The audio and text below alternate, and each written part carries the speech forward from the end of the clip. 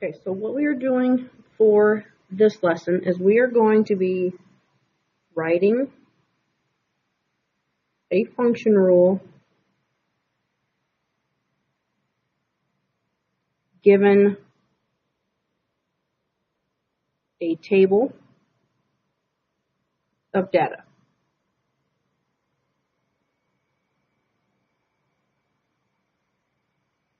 Okay, and I kind of look at this kind of like a game.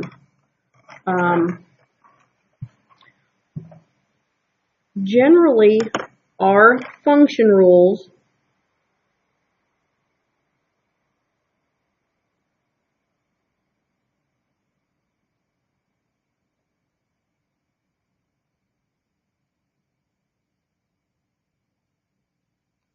so generally our function rules are going to be in this format.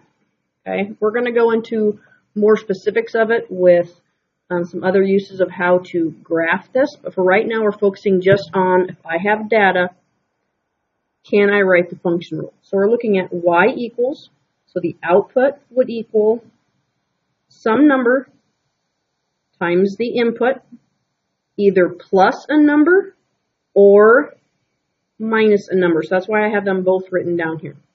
So what I'm looking at is going back to this X and Y table, I'm noticing that these numbers from the input to the output are getting larger. So if these are getting larger, which they are, then I know I'm probably going to be multiplying.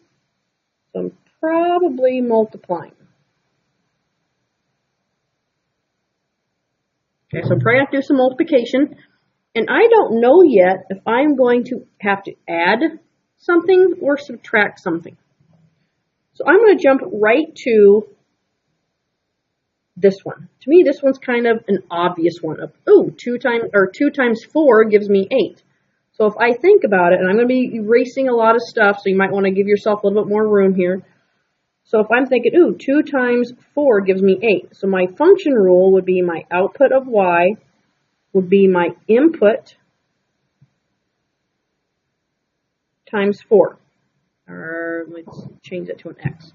So that would be my rule that I'm thinking might work. So if I put my, that should be a 4, sorry. So I'm thinking that if I put my input of 2 in here, that's going to give me my output of 8, which it does. So this rule works for this one, but doesn't work for the top one. So if I use the same function rule of y equals 4x, and I put my output in of 6, bring down my 4, and my input of 1, I get 6 equals 4. So even though this rule works for 2 times 8, it does not work for 1 times 6. This is not the correct rule. I'm going to cross that out. If I go to the next one, there's no direct relation between 3 and 10. So I'm looking at here 4 to 12. So in order to go from 4 to 12, I have to multiply by 3. Well, if I multiply this by 3, that's not going to give me 10, so that's not going to work all the time either. So now it's where it starts becoming a little bit of a game. Okay? So we scrap that. So what happens if I do 2 of these? So let's do 2 times the input.